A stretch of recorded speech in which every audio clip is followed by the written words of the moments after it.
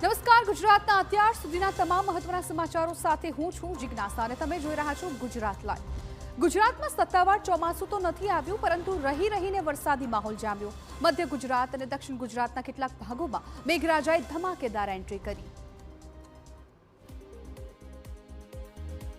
પંચમહાલના ગોધરા અને હાલોલ સહિતના પંથકમાં મુશળધાર વરસાદને પગલે નીચાણવાળા વિસ્તારો અને સોસાયટીઓમાં જળબંબાકારની સ્થિતિ સર્જાઈ।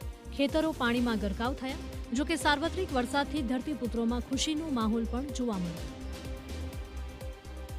સરહદી જિલ્લા દાહોદના લીંબડી, સંજેલી અને લીમખેડા સહિતના ગ્રામ્ય વિસ્તારોમાં મોડી રાતથી ભારે પવન સાથે વરસાદ ખાબક્યો।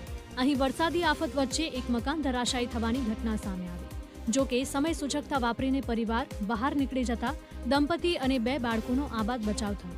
આ દરમિયાન જાલોદના મીરાખેડી ગામે પહેલા જ વરસાદમાં ગંભીર તારાજીના દ્રશ્યો સર્જાયા। સ્થાનિકોનો આરોપ છે કે દિલ્હી મુંબઈ એક્સપ્રેસ હાઈવે કોરિડોરના કારણે પાણીના નિકાલની યોગ્ય વ્યવસ્થા નથી કરવામાં આવી, જેને લીધે વરસાદી પાણી સીધા જ લોકોના ઘરો અને ખેતરોમાં ફરી વળ્યા। સુરત શહેરમાં સવારથી જ ધોધમાર વરસાદ ખાબક્યો, જેના કારણે મોટા વરાછા સહિતના નીચાણવાળા વિસ્તારોમાં રોડ પર પાણી ભરાયા। આ તરફ સુરત જિલ્લાના કામરેજ અને વેલંજામાં પણ વાતાવરણમાં ઠંડક પ્રસરી। છોટાઉદેપુરના બોડેલી પંથકમાં વહેલી સવારથી પવન સાથે વરસાદની શરૂઆત થઈ। જો કે વરસાદની સાથે જ અનેક વિસ્તારમાં વીજળી ગુલ થતા લોકો પરેશાન થયા હતા।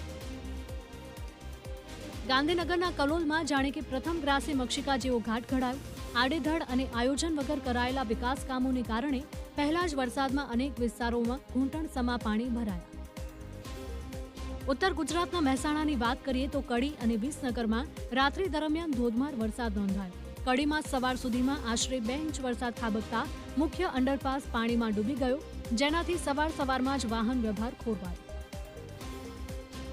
તો સૌરાષ્ટ્રમાં પણ ભારે વરસાદ જોવા મળ્યો। અમરેલીના ખાંભાગીરના ગામડાઓમાં વરસાદી માહોલ છવાયો હતો।